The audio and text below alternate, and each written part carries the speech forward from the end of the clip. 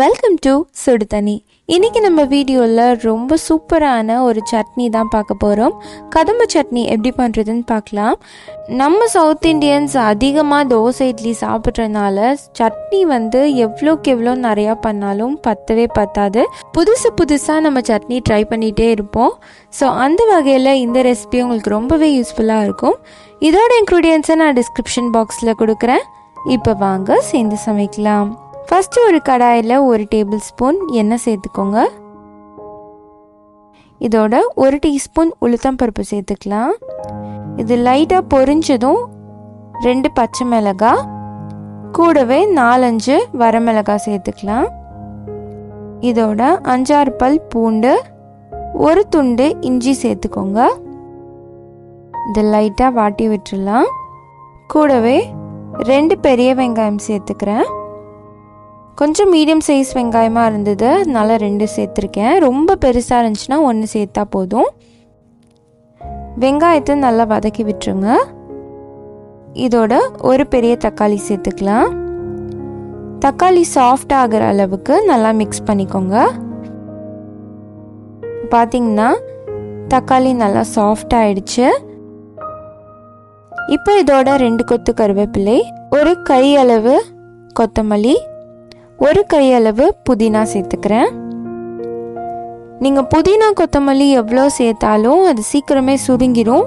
1 கையளவு எடுத்திங்கன்னா தான் உங்களுக்கு கரெக்டாக இருக்கும். நல்லா ஃப்ரெஷ்ஷாக இருக்க இலையாக சேர்த்திங்கன்னா சட்னியோட டேஸ்ட் ரொம்பவே நல்லாயிருக்கும். இது நல்லா மிக்ஸ் பண்ணிக்கோங்க. இது நல்லா வதக்கியாச்சு. இப்போ இலையெல்லாம் நல்லா சுருங்கி வந்துருச்சு.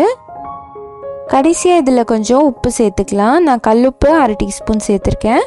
சேர்த்துட்டு எல்லாத்தையும் நல்லா மிக்ஸ் பண்ணிவிடுங்க. இப்போ பார்த்திங்கன்னா இது ரெடி ஆயிடுச்சு. இது நல்லா நம்ம ஆற வச்சுக்கலாம். நல்லா ஆறினதுக்கப்புறமா நம்ம அரைச்சிக்க போகிறோம். இருக்கட்டும். இப்போ பார்த்திங்கன்னா நல்லா ஆறிடுச்சு. ஒரு மிக்ஸி ஜாரில் மாற்றிடலாம். மாற்றிட்டு ஃபைன் பேஸ்ட்டாக அரைச்சிக்கோங்க. இது சூப்பராக அரைப்பட்டுருச்சு. இது இருக்கட்டும். அடுத்து நம்ம தாளிச்சிக்கலாம். இதே கடாயில் 1 டேபிள் ஸ்பூன் எண்ணெய் சேர்த்துட்டு, எண்ணெய் சூடானதும் 1 டீஸ்பூன் கடுகு, 1 டீஸ்பூன் உளுத்தம் பருப்பு, கொஞ்சமாக கருவேப்பிலை, 1/4 டீஸ்பூன் பெருங்காயத்தூள் சேர்த்துக்கலாம். சேர்த்துட்டு அரைச்ச சட்னியும் இதிலே சேர்த்துருங்க. இப்போது நல்லா ஒரு தடவை மிக்ஸ் பண்ணி விட்டுக்கலாம். மிக்சியில் கொஞ்சம் தண்ணி சேர்த்து கூட அதோட இதில் சேர்த்துடலாம்.